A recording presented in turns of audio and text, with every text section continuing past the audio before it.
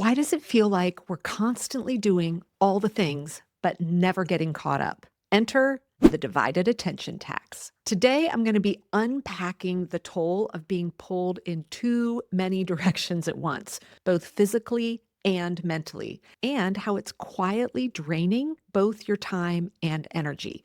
But most importantly, at the end, we're going to be talking about what can we do to change this narrative.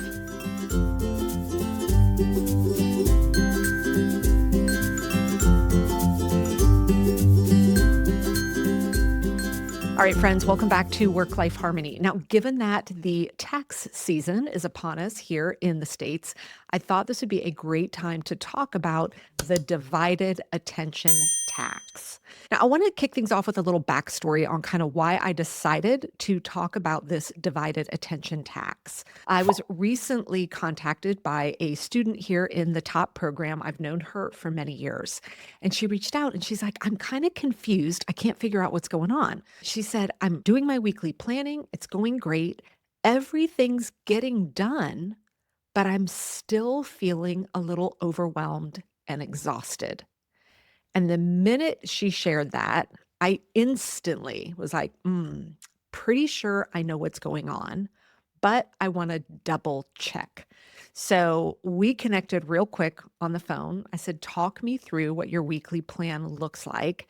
And as soon as she did, I was like, yep, this is a perfect example of one of the divided attention tax situations that can arise. And in her particular situation, it was because she was context switching a little bit too much. And we're going to dive into that a little bit today. But first, let's kick things off by even having the conversation around what is the divided attention tax? What am I talking about? Now, no, this is not an actual bill that you get in the mail, but I promise you, you're paying for it, and you're paying for it in both time and energy. So the divided attention tax is essentially this. It is kind of the cost, if you will, of either multitasking, switching between tasks without actually finishing them, right? So here's a subtle difference, like multitasking, right? Doing multiple things at once, or rapid fire switching between tasks without completing them. The third example of divided attention tax is the one I was just talking about, where you're context switching too much. And then the fourth one is just where you can't shut your mind off. Your mind is constantly rolling, even when you're trying to be present in something else. All right, and we're going to be talking through each of these in more detail here today. Now, the cost that I'm talking about comes in one of two forms. You either pay for it in the form of time, meaning you are spending time in ways that are not of value to you. All right. Now, the second way we can pay for it is in energy stores. Kind of back to the example I shared where she was like, I'm exhausted and overwhelmed.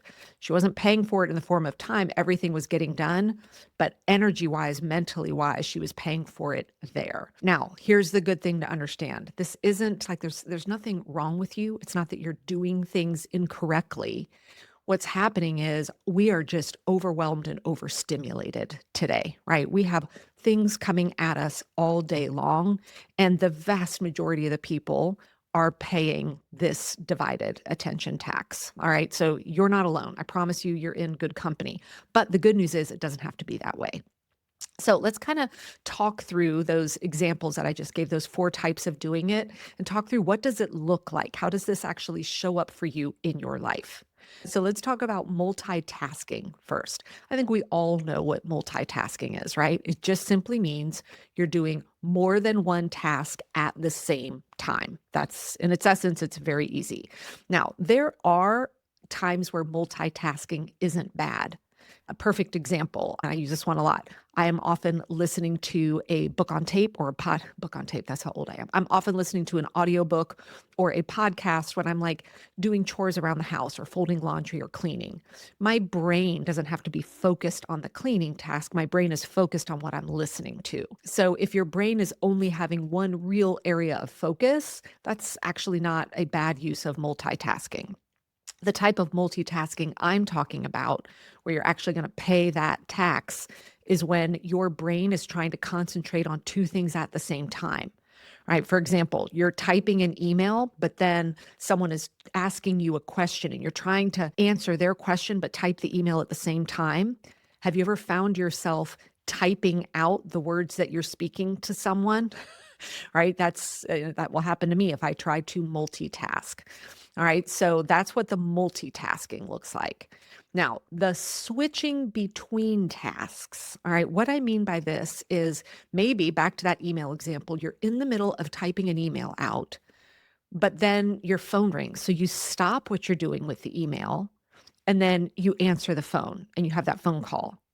Then you try and come back to finishing the email. So in this example, we're not multitasking, but partway through one task, we're switching gears and jumping to another task and then trying to come back to the task at hand.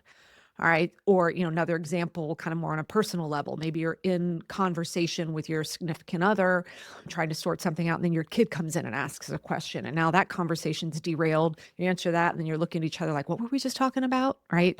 That's constantly switching back and forth between tasks that aren't getting completed. Now, the third one is the one that I knew when my top student reached out. I was like, I bet this is what's going on. And this is what I call context switching. This is not the same thing as the switching between tasks, right? In that example, the switching between tasks, I was saying we were working on a task, it wasn't complete, switching to another one, trying to come back and finish it up. Context switching is different. This is when, let's say you play a lot of roles in your life. All right. So, and I'm going to share the example of our student here. So she runs a business. She also homeschools, but then she also has, personal time for herself as well. And the homeschooling isn't even just one role, because if your kids are at very different ages, there's going to be almost like homeschool for this child versus homeschool for child number two, right? Or however many you have. So she was juggling all of those roles. And what happens is if you do context switching, which means you're jumping back and forth between all the different roles that you play rapid fire all day long, you're going to pay a tremendous task in the form of a mental one.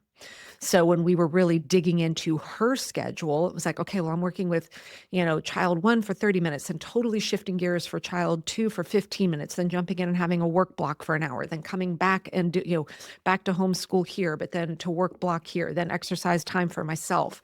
So yes, everything was getting done, but that context switching is unbelievably exhausting. All right. So that's that third one. And then the fourth one that I talked about is the constant mental checklist. Or think of like if you've ever been in Times Square, like you see that big ticker tape, going along, that just going nonstop in your head. It never shuts down. If you find that anytime you're in a quiet space, like maybe you're out for a walk or you're driving alone or you're lying in bed or you're in the shower, right? And that mental list of, I got to remember this, I got to remember this. What about that? God, when is so-and-so's next well check appointment? When was the last time I went to the dentist, right? If that little dialogue is constantly going whenever you're just like trying to be still, that is another form of the divided tax, a divided attention tax. All right, so those are kind of the four different types and what they look like. So now let's dive into what is the actual cost to you of each of these types? Meaning, is it a time cost or is it a mental energy exhaustion cost? So let's go first looking at the very first one we talked about, which is the constant task switching, right? You are in the middle of one task and then, or I'm sorry, let's talk first about multitasking, all right, where you're doing trying to do multiple things at the same time. What's going to happen here is that you're going to have mental fatigue because your brain's working double time, right? But you are also going to lose time because when you are multitasking, things will often not be of high quality. So you often have to go back and redo it. And they take longer because you're not giving it singular focus. All right. So you're going to pay both of those taxes when you are doing multitasking. Now let's talk about the switching back and forth. You're not multitasking, but you're jumping in and out of different tasks. All right. Now, there are tons of different studies out here that all come up with their different numbers, but there's all sorts of theory and brain science and all sorts of data out there telling you how long. Let's say you're in the middle of writing an email, the phone rings, you're like, oh, I got to answer that. So you answer the phone call. And then when the phone call's over, you sit back down to get back into that email again. Some people will say, oh, it takes you 3 minutes to get back in. Other reports have said it can take over 20 minutes to get back into the frame of mind. And then another one that I was reading the other day says 12 minutes. So let's just take the average of kind of all the different data points out there. And let's say it is actually 12 minutes for you to get back into the full flow and mindset that you were in before you switched gears with your task, right? This is going to be a total time tax. So if you're writing an email and then you stop what you're doing to answer that phone call, and then you come back to the email, you've essentially lost 12 minutes of flow work. So every single time you're switching tasks when the previous one wasn't complete, you're paying a tax of 12 minutes. That adds up, friends, a lot in the course of a given day, right? Now let's move on to that context switching one where you're going back and forth between the roles that you're doing. Now, this one, there can be a time tax in here, but the biggest tax that you're going to pay is the complete mental fatigue. You're also going to be in decision fatigue mode because when we're shifting roles in and out and in and out, usually we're kind of like, okay, wait, what am I doing? Like we're constantly in that asking questions of ourselves place. And that leads to decision fatigue. And this is why when I was working with her, I kept, when we dug into this, I'm like, here's why you're overwhelmed, right? It's the constant context switching. So even she said, the stuff's getting done, but I am tapped out, right? That is the tax that you're going to pay. Now, when we are in that fourth one, where we've got the constant mental list running in our head all day long, right? What's actually happening here is that we are losing our ability to be creative. Let me explain how this works. Think back, like, what were you doing the last time you had like a great idea or solved this amazing problem or thought of something you were really excited about? Chances are you didn't have a mental ticker tape running in your head, right? You weren't in mental list making mode. Your brain was quiet. You weren't thinking about anything in particular. This is what we need, that space in order to be creative. I kind of like to think of the analogy of a really fast moving river. If a river is going really, really fast downstream, it's going to be hard to walk upstream, right? You're in constant output. Well, if your brain is constantly outputting and thinking and churning, those creative ideas that might be trying to come in are not going to have the space to do that. And that ultimately leads to slower reaction time, decreased creativity, and poor sleep, right? Are you making those lists at 2 a.m. in the morning? And all of that is going to hit mental fatigue. And when we are that fatigued, everything's going to take longer. So we're paying both taxes in that one, the mental energy and the time. Now, you may be in a situation where you're in one of those four things, right? Maybe you're a multitasker. Maybe you constantly are not finishing tasks and ping-ponging back and forth. Maybe you're context switching too much, or maybe you just can't shut your brain off. Or if you're like a lot of women I meet, you're like, I've got all four of those, Megan. So let's talk about some things that you can do today to start to minimize that tax payment, right? Ultimately, meaning we're going to regain some time and we're going to regain some mental energy. First and foremost, and you knew I was going to say this, is that this is why planning is so important. Not our days, not our moments, but our actual weeks. And here's why this helps reduce that tax. When you can see your path from A to B, meaning how am I getting through this week and how am I making sure everything that needs to get done is actually getting done? When you can see it, it calms that anxiety. All right. Creating plans allows you to intentionally minimize context switching and allows you to stop multitasking. Because instead of going, I got to do it all at once, your plan will show you, no, we're doing this right now. We're going to do this later. We're going to do this in 2 days. All right, so planning is going to help with both the context switching and the multitasking.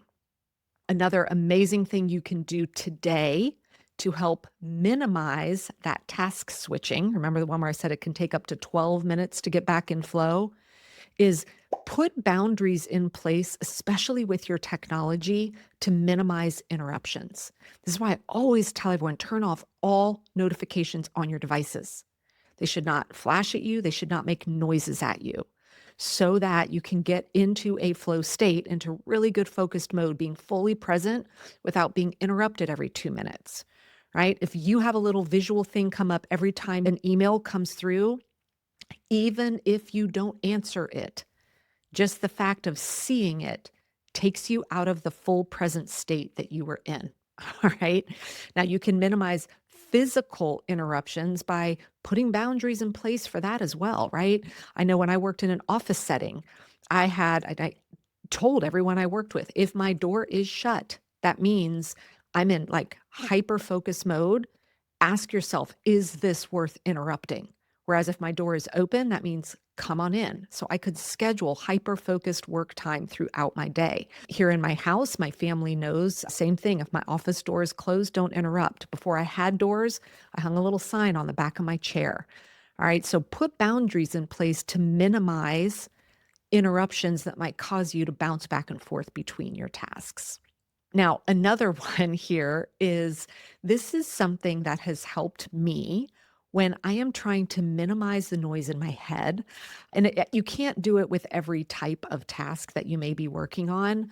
But if I'm just trying to kind of be still, if you will, I will put music on, or sometimes even just put on something to audibly listen to that stops the little voices in my head.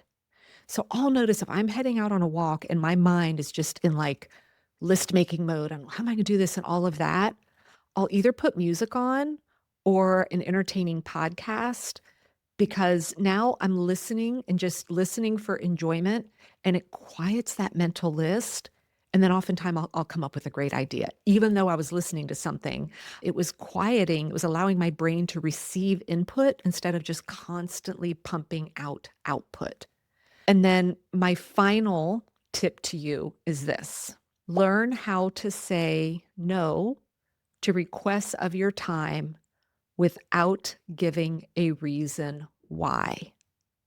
Where does this fall in with the multitasking, context switching, list making mode, right? All the stuff that we were talking about.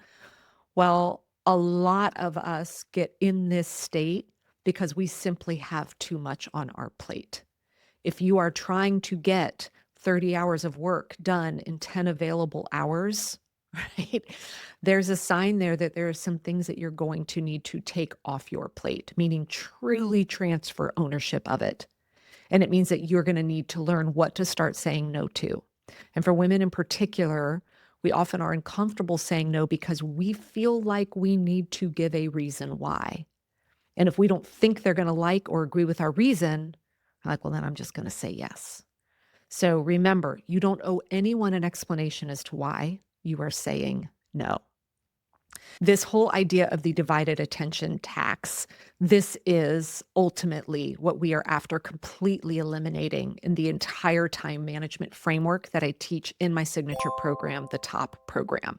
Now, I've given you some strategies here today that you can 100% start implementing. And a lot of this is I want you to have that awareness of, are you multitasking? Are you constantly being interrupted and switching between tasks? Are you context switching too much? Can you shut your brain off? Right. And sometimes even having the awareness of it is like, oh, okay. Now that I see it, let's see which of those things I can start implementing that we talked about here, right? Do you want to start doing some better planning? Do you need to like turn off notifications?